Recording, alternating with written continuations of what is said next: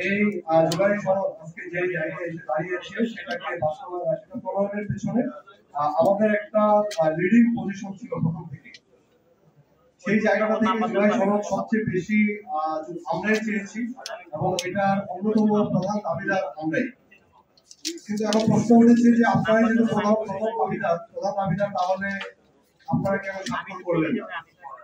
আমরা স্বাক্ষর করি নাই, এটা আমরা স্পষ্টভাবে আমাদের দলের পক্ষ থেকে বিভিন্ন প্রোগ্রামে জানিয়েছি, আমরা প্রেসিডেন্টের মাধ্যমে জানিয়েছি। আমরা চাই যে জুলাই সনদ এই হাজারো শহীদের রক্তে ভেজা গণ অভ্যুত্থানের উপর দিয়ে এই সরকার ক্ষমতায় এসেছে এবং এই ঐক্যের জায়গায় আজকে একটা জুলাই সনদ আমরা প্রণয়ন করতে পেরেছি। এই সনদটা শুধুমাত্র যেন কাগজে কলমে না থাকে, এই সনদটা অবশ্যই যেন বাস্তবায়ন হয় এবং যে বেশিবাদী কাঠামোর বিলোপের জন্য আমাদের এই লড়াই সংগ্রাম সেটা যেন আদতে বাস্তবায়িত হয়, কার্যকর হয়।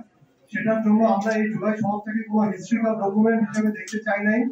আমরা চাই এটা যেন আইনি ভিত্তির মাধ্যমে বাস্তবায়িত হয়। আজকে আপনারা জানেন যে ঐক্যমত্য কমিশন সরকারের কাছে প্রস্তাবনা দিয়েছে জুলাই সনদ বাস্তবায়নে। আমরা সেই প্রস্তাবনা নিয়ে দ্বিতীয় প্রতিক্রিয়া আপনাদেরকে জানাবো পরবর্তীতে।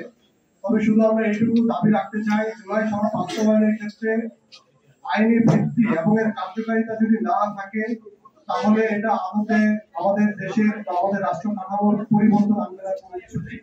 সেটা আমাদের জাতির জন্য একটা দুর্ভাগ্য হয়ে থাকবে।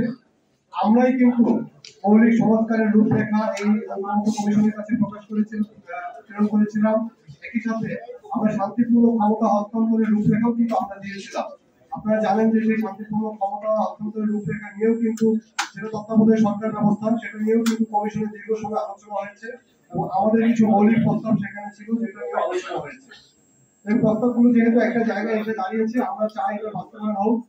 বাস্তবায়ন করার জন্য যা যা করা দরকার রাজনৈতিক দলগুলো সদিচ্ছা থেকে এবং রাষ্ট্রের কল্যাণকে সামনে রেখে তারা সেটা করবে।